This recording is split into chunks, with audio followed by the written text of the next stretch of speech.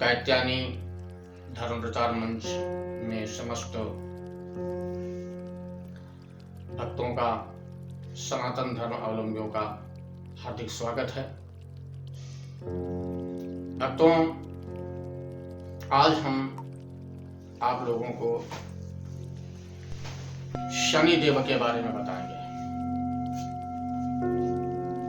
अक्सर हमने सुना है, पंडित लोग बता देते हैं, आचार्य लोग कहते हैं 7.5 चल रही है, ढैया चल रही है, शनि की महादशा चल रही है, शनि की दशा चल रही है, चलती है, ये सही आती है। शनि ग्रह एक ऐसा ग्रह है जो समस्त राशियों पर पहुंचता ही पहुंचता है, समस्त राशियों पे जाता है। शनि के बारे में बताया गया है एक क्रूर ग्रह है, पर ऐसा मैं नहीं मानता है। क्रूर ग्रह, क्रोधी है, इस बात को मैं मानता हूं, परंतु वो जितना क्रोधी है उतना दयालु भी है। अन्य ग्रहों की शांति के लिए नाना प्रकार के उपाय करने पड़ते हैं, नाना प्रकार के संसाधन करने पड़ते हैं, पर शनि देव की शांति में आचार्य लोग तो बताते हैं, विद्वान लोग बता देते हैं, तमाम खर्चा बता देते हैं। उड़द लगेगा, गुड़ लगेगा, कड़वा तेल लगेगा, इतना लगेगा, काला कपड़ा लगेगा, छाता लगेगा, लाल टेन लगेगी, जूते लगेंगे, चप्पल लगेंगे, दुनिया भर का बवाल बता देते हैं। गरीब आदमी नहीं कर सकता है, गरीब आदमी इसकी व्यवस्था नहीं कर पाएगा। हम आज आप लोगों को बहुत ही सरल ढंग से शनिदेव की शांति का उपाय बताएंगे। आप लोग हमारे इस कात्यायनी धर्म प्रचार मंच को सब्सक्राइब करते रहें और आगे के लोगों को बढ़ाते रहें, अपने समस्त इष्ट मित्रों को बताते रहें, उनको ये भेजते रहें, ताकि ज्यादा से ज्यादा लोग इस शनि की शांति का उपाय कर सकें और शनि शांति से बच सकें। शनि ग्रह वास्तव में ये सूर्य का पुत्र है, और सूर्य का पुत्र होने के नाते सूर्य की और शनि देव की आपस में पटरी नहीं खाती वास्तव में, क्योंकि ये दो क्रूर है और सूर्य गर्म ग्रह है। दोनों अपने अपने स्थान पर बलवान हैं, परंतु शनि एक दिन अपने पिता सूर्य से कहने लगा कि पिताजी, हमको शक्ति प्रदान करो, मैं इतना बलवान हूं, इतना सब कुछ है हमारे अंदर, इतनी ताकत है, मैं इतना इतना कर सकता हूं, मैं जिधर देख लूं उधर समाप्त कर सकता हूं, परंतु मेरे पास कोई अधिकार नहीं है। भगवान सूर्य कहने लगे, देखो बेटा, ऐसा है कि ये अधिकार हमारे पास में नहीं है, चलो भगवान भोलेनाथ के पास में चलते हैं, भगवान शिव के पास में चलते हैं, शायद भगवान शिव इसका कोई उपाय बताएं। और सूर्य देव शनि को लेकर के भगवान शिव के पास पहुंचे। भगवान शिव शनि को देख करके प्रसन्न हुए। शनि और सूर्य ने भगवान शिव को प्रणाम किया, और प्रणाम करने के पश्चात आने का कारण पूछा तो सूर्य भगवान कहने लगे कि हे भोलेनाथ, ये हमारा पुत्र है, कहता है हमारे पास इतनी ताकत है, इतना सब कुछ है, मैं वयस्क भी हो गया हूं, हमारे पास कोई अधिकार नहीं है, मैं क्या करूं, हमको कोई काम बताया जाए, मैं अपनी इसका प्रयोग कहां करूं। भगवान शिव मुस्कुराए और मुस्कुरा करके कह दिया, मैं ठीक है, मैं तुम्हें बताता हूं, मैं तुम्हें स्थान देता हूं। आज के बाद तुम संसार के जितने भी प्राणी हैं उनके कर्मों के दंडाधिकारी हो, और लोगों का मृत्यु लोक के लोगों का मैं तुम्हें धनाध्यक्ष भी बनाता हूं, धनाधिकारी बनाता हूं। यानी धन किससे कितना लेना है किसको कितना देना है ये सब तुम्हारे हाथ में रहेगा और तुम्हारे आदेश के अनुसार मां लक्ष्मी से ये प्राप्त होता रहेगा। मां लक्ष्मी बिना तुम्हारे आदेश के किसी को धन नहीं देंगी। तब तो शनि बड़ा प्रसन्न होगा और प्रसन्न होने के बाद में जब उसको कर्मों का, मनुष्यों के कर्मों का दंडाधिकारी बनाया गया तो शनि प्रसन्न होकर के चलने लगा। तो भगवान शिव ने पूछ लिया कब आओगे? संदेव आज तो तुम जा रहे हो प्रसन्न होकर के, पर आओगे कब? शनि ने कहा भोलेनाथ मैं कल आऊंगा। ऐसा कह करके शनिदेव चले आए। प्रातः काल हुई, भगवान शिव ने मैया पार्वती से कहा ये देवी शनिदेव के आने का समय हुआ है, शनिदेव आ रहे होंगे, इसलिए अब हमारा घर पे मिलना ठीक नहीं है और जब वो आवे तो उनसे कह देना कि मैं किसी कार्य से बाहर गया हुआ। अपना दंड कमंडल लिया भोलेनाथ ने, अपना त्रिशूल लिया, अपना कमंडल लिया, लेकर के जंगल में जा छुपे पलाश के वृक्ष के नीचे। पलाश कहते हैं, शूल का एक पौधा होता है उसे पलाश कहते हैं। उसके नीचे जाकर के बैठे छिप करके। तभी भोलेनाथ की दृष्टि पड़ी कि एक हाथी का झुंड आया और वो डालियां तोड़ तोड़ करके वृक्षों की खाने लगा।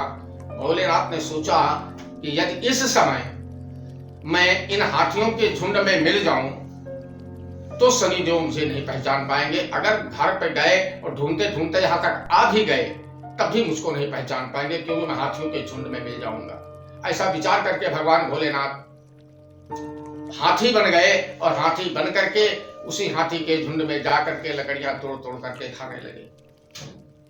शनिदेव आए मां भगवती के दरबार में। भोलेनाथ के घर पर मां भगवती से पूछा, मैया ने बताया वो तो किसी काम से बाहर गए हुए हैं। शनिदेव ने कहा ठीक है मैं बैठ करके इंतजार करता हूं। उसके बाद में जब कुछ समय व्यतीत हो गया तो भोलेनाथ ने कह दिया कि मैया अब आज मैं जा रहा हूं, फिर मैं कभी आऊंगा। ऐसा विचार ऐसा कह करके वहां से शनिदेव घर से निकल करके बाहर बैठ गए। मैया ने समझा शनिदेव चले गए। सायंकाल हुई, सूर्यास्त होने का समय आ गया। अब भोलेनाथ ने सोचा तो शनिदेव आकर के वापस भी हो गए होंगे, अब चलो हम चलते हैं। ऐसा विचार करके भगवान भोलेनाथ अपने स्वरूप में आए और अपने स्वरूप में आकर के कैलाश पर्वत पर पहुंचे। और जब कैलाश पर पहुंचे तो दरवाजे से पूछा, देवी क्या शनिदेव आए थे? पीछे से शनिदेव ने कहा, बाबा मैं आया हुआ नहीं था, मैं आया हुआ हूं। भोलेनाथ ने पूछ लिया, शनिदेव तुम कब आए? तो उन्होंने कहा, भोलेनाथ जिस समय आप दंड कमंडल लेकर के वन के लिए प्रस्थान कर रहे थे मैं उसी समय आ गया था, आपके वापस आने का इंतजार करता था। उनका तो तुमने आकर के कुछ अपनी लीला नहीं दिखाई? उनका मैंने लीला दिखाई तो मेरे आने पर तुम घर से निकल गए, घर से निकल करके पलाश के वृक्ष में छिपी, वहां भी तुमको शांति नहीं मिली, हाथियों के झुंड में मिल गए। अपना भोजन छोड़ करके हाथियों का भोजन किया, लकड़ी और पत्ते खाए, और इससे ज्यादा दंड मैं आपको क्या दे सकता हूं और मैं अपना कौन सा प्रभाव दिखा सकता हूं। भगवान भोलेनाथ मुस्कुराए और उन्होंने कहा, हे शनिदेव तुम प्रबल हो, पर ऐसा मैं बताता हूं कि जो मेरे भक्त हों उनके ऊपर तुम अपना अधिक प्रभाव मत डालना। शनिदेव ने कहा, भोलेनाथ प्रभाव तो हमारा सभी पर होगा, क्योंकि मैं कर्मों का दंडाधिकारी आपके द्वारा नियुक्त किया गया हूं, इसलिए प्रभाव तो हमारा सब पर होगा। हां, जो आपका सच्चे मन से आपका ध्यान करेंगे और आपके पंचाक्षरी का ओम नमः शिवाय, ओम नमः शिवाय, ओम नमः शिवाय, ओम नमः शिवाय जो इस मंत्र का निरंतर जप करेंगे, पाठ करेंगे, उनके ऊपर हमारा प्रभाव कम होगा। ऐसा कह करके शनिदेव चले आए। अब हम आप लोगों को ये बता रहा हूं कि शनि सब पर जाता है, प्रत्येक राशि पर जाता है। कभी पर वो अपने पूरे प्रभाव से किसी राशि पर जाता है, किसी से द्वितीय पाद से जाता है, किसी से चतुर्थ पाद से जाता है, किसी से सप्तम पाद से जाता है। तो इस बात को समझना पड़ेगा।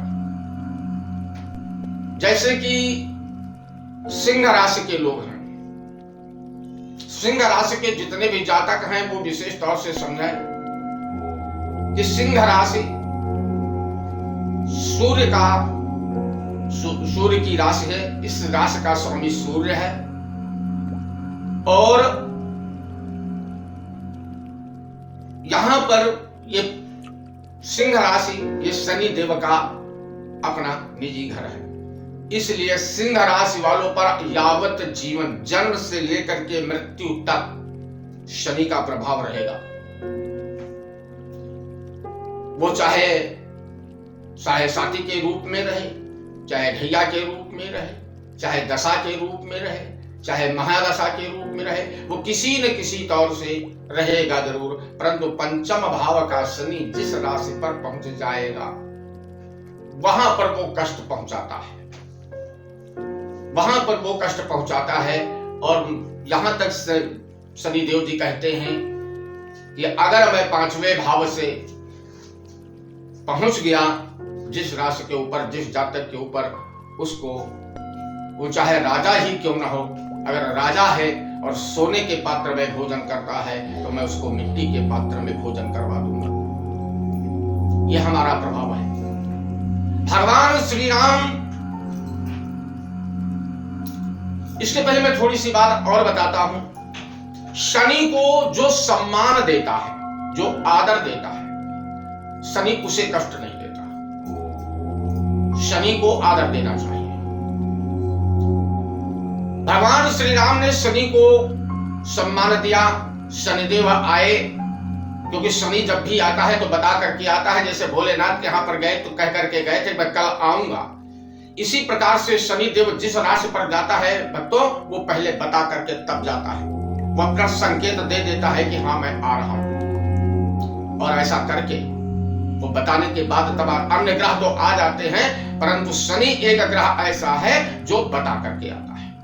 भक्तों, भगवान श्री राम के दरबार में शनिदेव पहुंचे और उन्होंने जाकर के भगवान श्री राम से कहा है, प्रभु हे राम, मैं कल आपका राज तिलक है और कल ही मैं आपकी राशि पर आ रहा हूं, आपके ऊपर आ रहा हूं।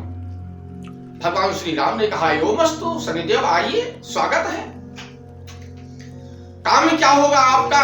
उन्होंने कहा बस ये होगा कि जो आपका राज तिलक होने जा रहा है सो रुक जाएगा। अयोध्या में त्राहिमाम मच जाएगी, आप घर से बेघर हो जाएंगे, आप वन वन में भटकोगे।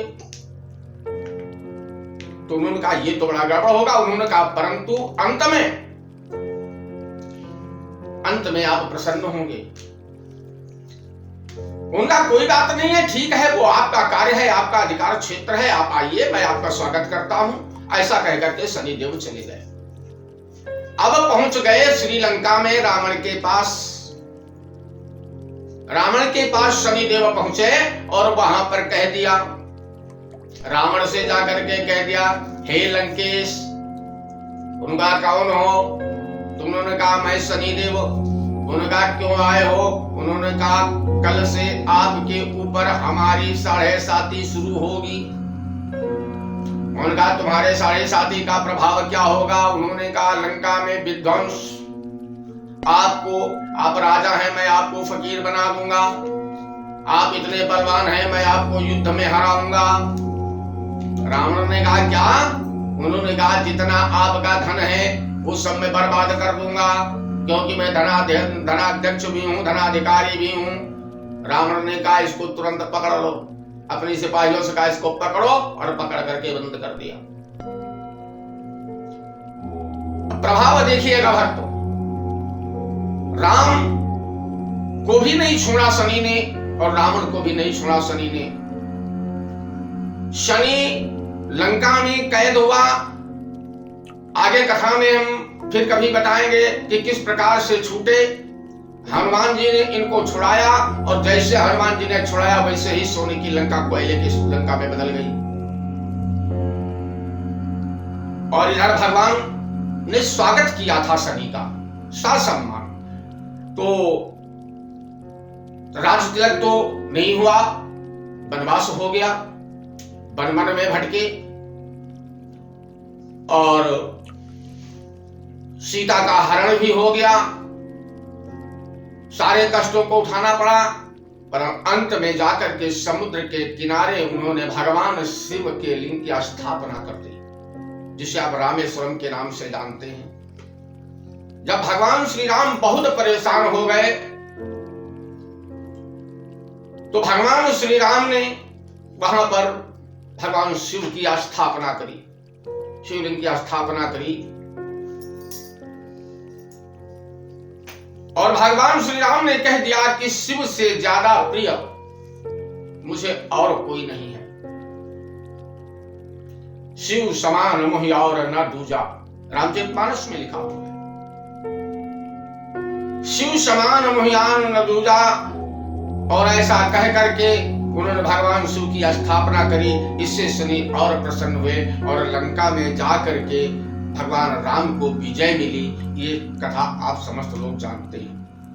अब मैं आपको, शनि आपके ऊपर ज्यादा प्रभावशाली ना हो, आएगा तो जरूर, ये तो मैं नहीं कहता कि नहीं आएगा, आएगा, प्रत्येक राशि पर जाएगा, छोड़ेगा किसी को नहीं, क्योंकि वो धनाधिकारी भी है और कर्मों का दंडाधिकारी भी है। इसलिए शनि शांति का मैं आपको सरल उपाय बता रहा हूं। 2-3 उपाय मैं बताऊंगा।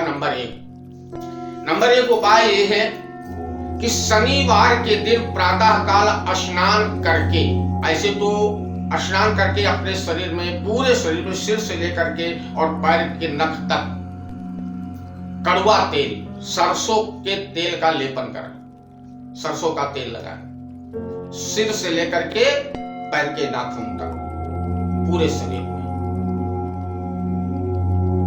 नंबर 2,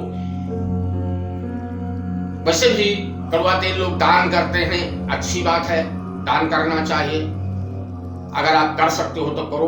परंतु मैं आपको बता रहा हूं कि शनि इतने से भी शांत हो जाता है और इतने से भी वो अपना प्रभाव कम करके आपको शुभ लाभ देने लगता है, शुभ लाभ देने लगता है। पूरे शरीर में कड़वा तेल लगाएं। और उपाय नंबर 2, शनिवार के दिन एक धूप बत्ती लें, जो काले रंग की हो। आजकल बाजार में बहुत नाना प्रकार की धूप बत्तियां आ गई हैं, नाना प्रकार के रंगों की आ गई हैं, परंतु उन रंगों को नहीं। नवग्रह की एक धूप बत्ती अलग से ही आई है कि किस दिन कौन सी धूप बत्ती जलाना चाहिए, ये सब अपने अपने व्यापार के तरीके हैं। काले रंग की धूप बत्ती लीजिए, काले रंग की धूप बत्ती को जला करके पूर्व दिशा में मुंह करके बैठ जाओ और उस धूप बत्ती को जलाइए, जल से उसको आचमन दीजिए और 5 बार ओम सं शनिश्चराय नमः, ओम सं शनिश्चराय नमः, ओम सं शनिश्चराय नमः, ओम सं शनिश्चराय नमः, इस प्रकार से 5 बार इस मंत्र का पाठ जाप कर ले। मानसिक जाप कर ले, चाहे वाचिक जाप कर ले, जैसा भी आप कर सकते हैं वैसा करो और करके चले आओ, शनि से शांत रहेगा। उपाय नंबर 3, शनिवार के दिन सूर्यास्त के पूर्व, बल्कि यह मान लीजिए गोधूली काल में सूर्य का अस्त हो गया हो और अंधेरा ना हुआ हो, जिसको संध्या बोलते हैं, संध्या न हुई हो, रात्रि ना हुई हो, उस समय एक आटे का दीप बनाएं। उस आटे का दीप बना करके उसमें 2 बत्तियां डालें रुई की, या रुई की एक फूल बत्ती उसमें रख लें। 1 चम्मच कड़वा तेल उसमें डाल लें। उसको लेकर के पीपल के वृक्ष के नीचे चले जाएं। पीपल के वृक्ष के नीचे जाकर के वहां पर उस दीप को रख दें और उसको प्रज्वलित कर दें। हाथ जोड़ करके शनि देव का नाम लेते हुए, वही जो हमने पूर्व में बताया है, ओम सन शनिश्चराय नमः, इसका जाप कर लें। और जाप करते हुए, दीप जला करके जाप करते हुए आप अपने भवन की ओर वापस हों।